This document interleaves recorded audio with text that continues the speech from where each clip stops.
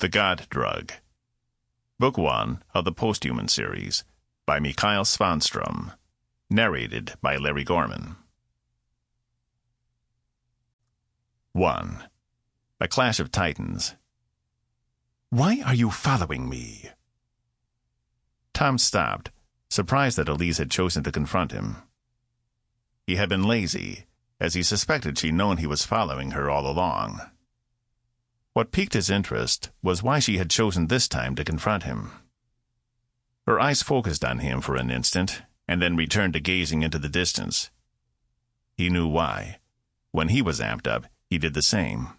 The physical aspect of human beings didn't generate enough information to remain interesting for more than a second or two. "You have 30 seconds. Why are you following me?" He knew she had already calculated all his answers. He briefly wondered what probability she had assigned the truth. "I've been hired by Pharmacom to bring you in," he said. "Thought I'd follow you to figure out the best way to do it." He could see she wasn't surprised.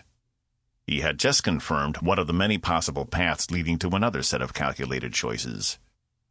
"You won't stop me now," she said, and turned to walk towards the bank building across the road. So much for my 30 seconds, Tom thought, and hurried after her. "Don't do it!" he shouted. "He's in there." She didn't acknowledge the warning. In all likelihood, it was the reason she was going there. Tom stopped and watched her walk through traffic as if it didn't exist, fascinated by her fluidity, every movement calculated to perfection. He considered following her, but knew there was little he could do inside the building. He would more than likely be caught in the crossfire. Better to wait outside until one of them reappeared. Tom had been following her for the past 2 weeks. This was the 3rd time she had visited what seemed to be a random place to meet Adrian, who he now thought of as the adversary. He was no closer to understanding what she was doing than when he had started. He had begun to regret taking the job, but didn't have the luxury of declining good-paying jobs. Nowadays, people left digital traces if they so much as sneezed. Most cases could be solved by text from the comfort of their chairs, so he couldn't be too picky.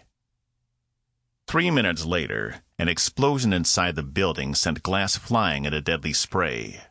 Chunks of reinforced concrete followed, turning the sidewalk into an abattoir. A sudden windfall of green lights had let the heavy traffic gain momentum, and it was now hit by the scattershot of metal and stone. Tom watched as death appeared in front of him.